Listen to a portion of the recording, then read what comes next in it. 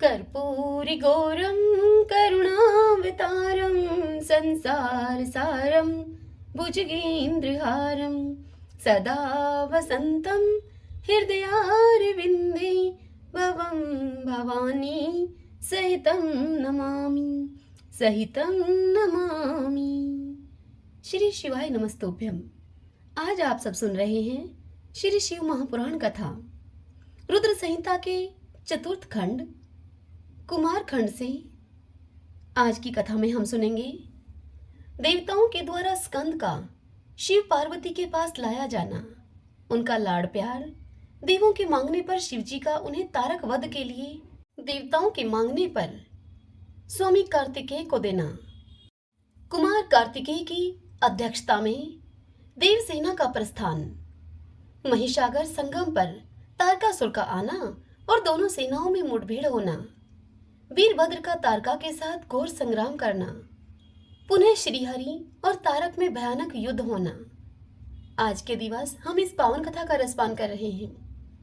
वंदना करने से जिनका मन प्रसन्न हो जाता है, जिन्हें प्रेम अत्यंत प्यारा है, जो प्रेम प्रदान करने वाले पूर्णानंदमय, भक्तों की अभिलाषा पूर्ण करने वाले, संपूर्ण ऐश्वर्यों के एकमात्र आवास स्थान और कल्याण स्वरूप हैं, सत्य जिनका श्री विग्रह है, जो सत्यमय है, जिनका ऐश्वर्य त्रिकाल बाधित है, जो सत्य प्रिय एवं सत्य प्रदाता हैं, ब्रह्मा और विष्णु जिनकी स्तुति करते हैं, स्वे इच्छानुसार शरीर धारण करने वाले उन भगवान शंकर की मैं वंदना करता हूँ। श्री नारद जी ने ब्रह्मा जी से पूछा, देवताओं का मंगल करने वाले हे देव, परमात्मा शिव तो सर्वसमर्थ हैं। आत्मा राम होकर भी उन्होंने जिस पुत्र की उत्पत्ति के लिए पार्वती के साथ विवाह किया था, उनके वह पुत्र किस प्रकार उत्पन्न हुए तथा तारकासुर का वध कैसे हुआ?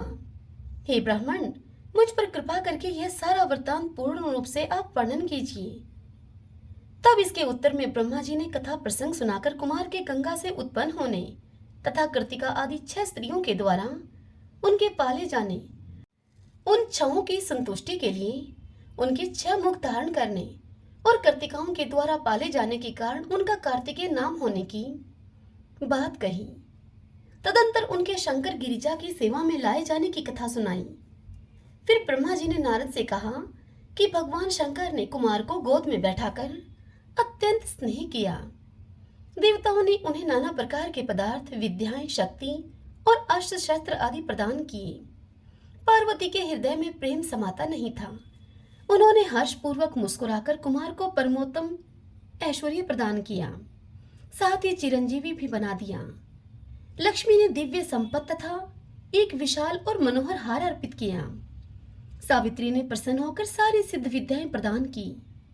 हे मुनि श्रेष्ठ नारद, इस प्रकार वहां महोत्सव मनाया गया। सभी के मन प्रसन्न थे। विशेषतः शिव और पार्वती के आनंद का तो पार नहीं था। इसी बीच देवताओं ने भगवान शंकर से कहा कि हे प्रभु, यह तारकासुर कुमार के हाथों से मारा जाने वाला है, इसीलिए ही यह पार्वती परिणय तथा कुमारोत्पत्ति आदि उत्तम चरित्र घटित हुआ है। इसलिए हम लोगों के सुखार्थ उसका काम तमाम करने के हेतु कुमार को आप आज्ञा दीजिए। हम लोग आज ही अस्त्र शस्त्र से सुसज्जित होकर तारक को मारने के लिए रण यात्रा करेंगे।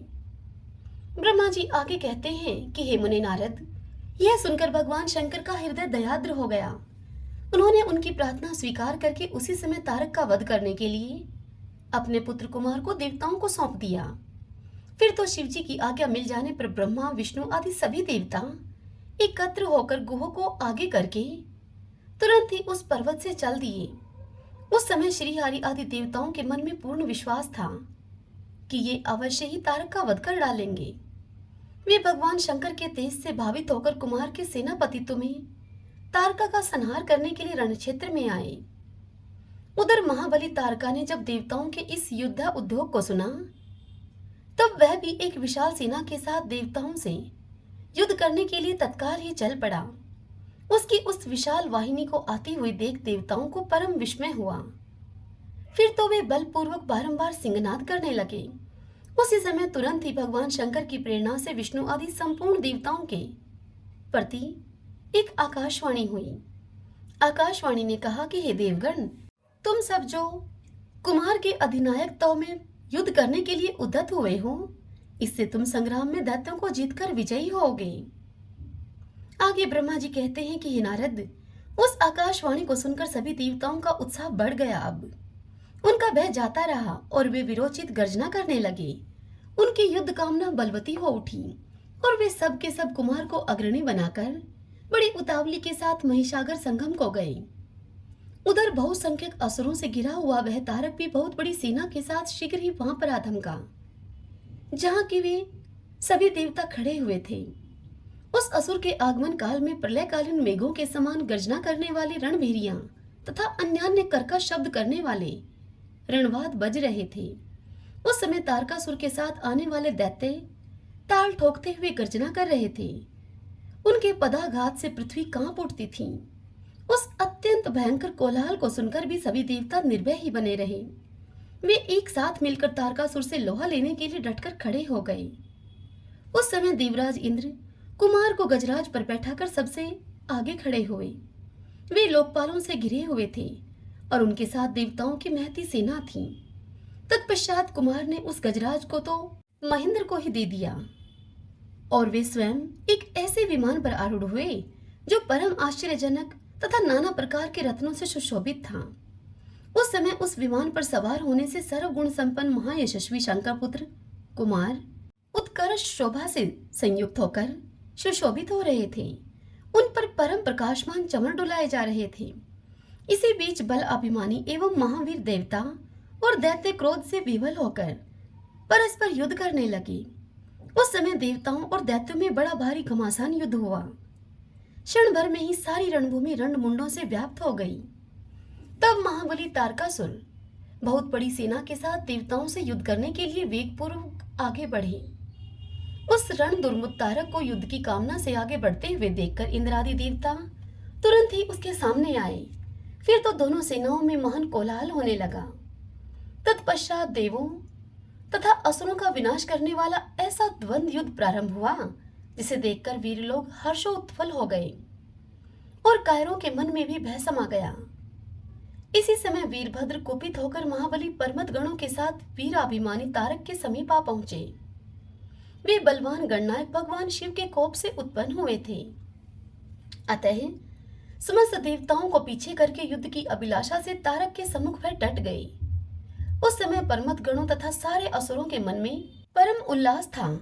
अतः वे उस महासमर में परस्पर गुत्थम गुत्थम होकर जूझने लगे।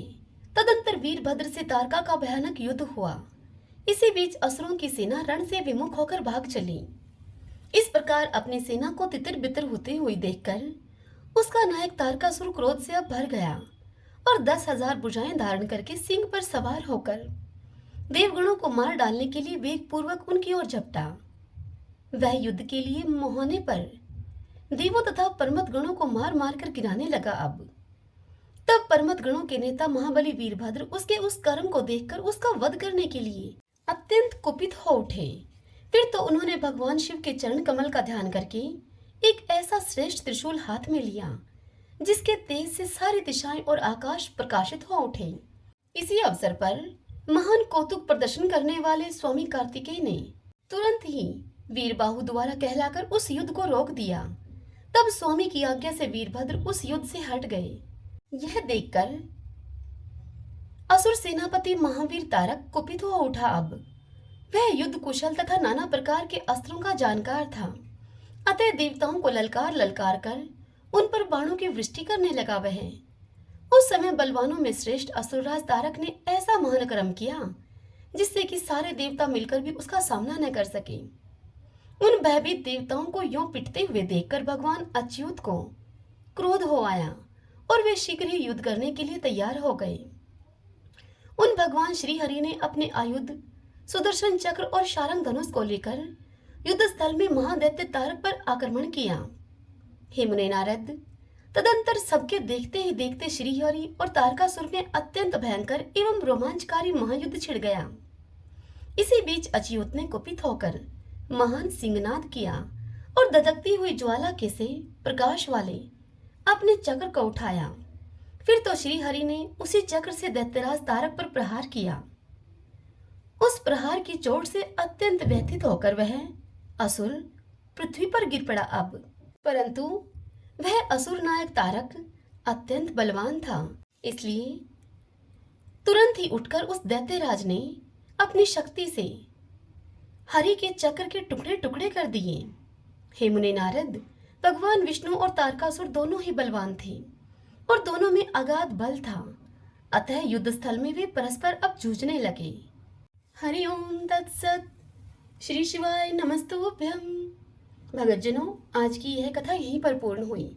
इससे आगे कल की कथा में हम सुनेंगे ब्रह्मा जी की आज्ञा से कुमार का युद्ध के लिए जाना, तारक के साथ उनका भीषण संग्राम और उनके द्वारा तारक का वध करना, तत्पश्चात देवताओं के द्वारा कुमार का अभिनंदन और उनका सत्वन, कुमार का उन्हें वरदान देकर कैलाश पर जाकर शिव पार्वती के पास जाकर निवास करना। कल के दिवस हम इस पावन कथा का रसपान करेंगे। आज की यह कथा आपको कैसी लगी? कमेंट बॉक्स में हर हर महादेव लिखकर और इस वीडियो को लाइक और शेयर करके आप हमें अवश्य बताइए। श्री शिवाय नमस्तुभ्यम।